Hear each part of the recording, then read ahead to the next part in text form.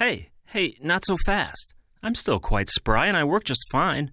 Besides, the regular household garbage is not the place for me to start with.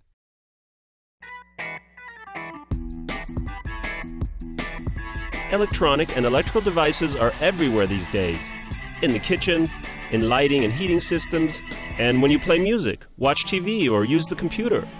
It's just as normal to find them on the streets and in offices, too. With better products coming out faster all the time, it means we old folks have to go. I know, everyone wants the latest technology, but that means outdated devices are piling up. So what's important is to dispose of them properly. Many of these old devices function just fine and could still be used. Not only that, they also contain valuable materials like copper, electronic components, even gold. Of course, old appliances and devices like me also contain harmful substances. So never just throw us on the next garbage dump, or we could endanger your drinking water. Mercury, lead, chlorofluorocarbons, etc. Yuck!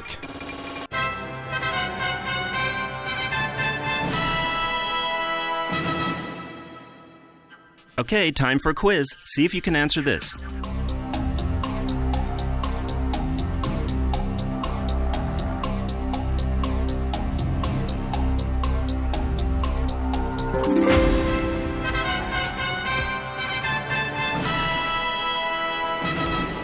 That equates to 200 fully loaded jumbo jets, and we can expect a significant increase in the future. So, what should we do with it all? It's definitely no solution to randomly dump old devices and appliances just anywhere. Not only is that dangerous, it also equates to the brutal destruction of nature.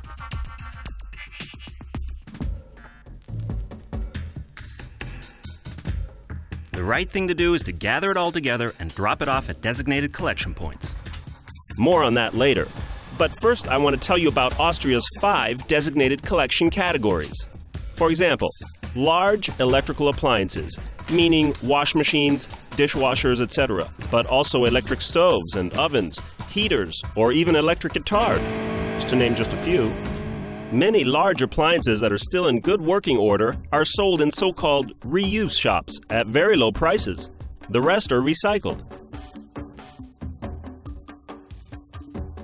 As for smaller devices, these require particular care not to get thrown out with the household garbage. After all, what a shame that would be. Here, examples are old irons, coffee machines, electric toothbrushes, CD players, video recorders, remote controls, and all kinds of computer equipment and games, as well as telephones. In summary, all devices with a lateral edge length of less than 50 centimeters. When no longer useful, these are typically stowed away out of sight and mind, only to get dumped with the household garbage later. But that's exactly what we need to avoid. Many devices still have batteries inside, and these absolutely must be collected separately. So, larger collection boxes can be found in supermarkets, drugstores, and electrical retail shops. And this is where consumers can dump the batteries they've collected.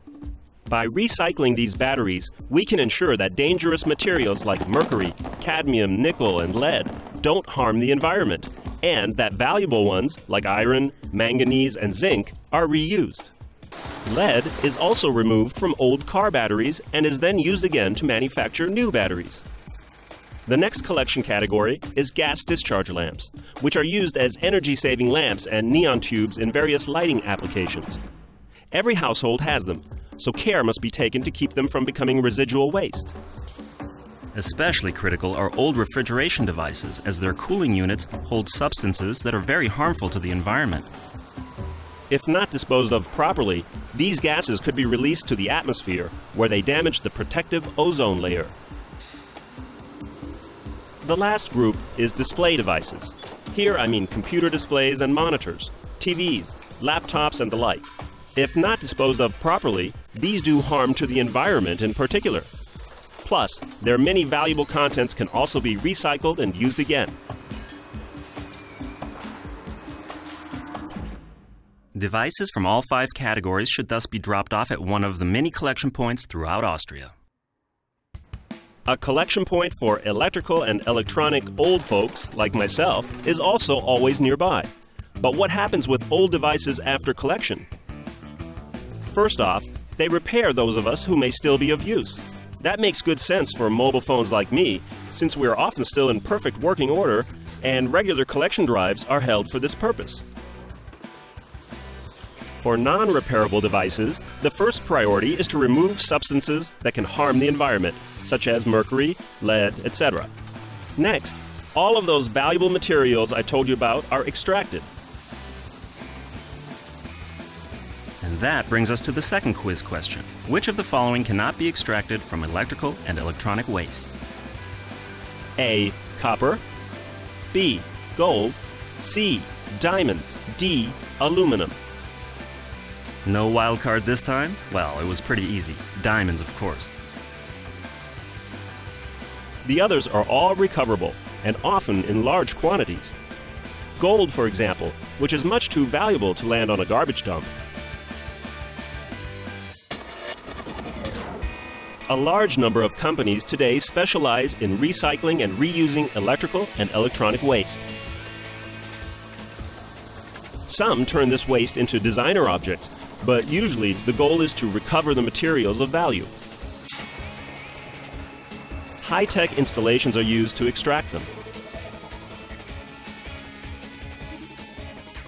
I like that idea, and I bet Mother Nature does too. I know there will always be new and better devices. But we old folks deserve a chance too, so please collect and dispose of electrical waste properly. Give us a new life. Let us be productive again. It's easy enough to do, and you'll be contributing to a cleaner, more livable environment in the process.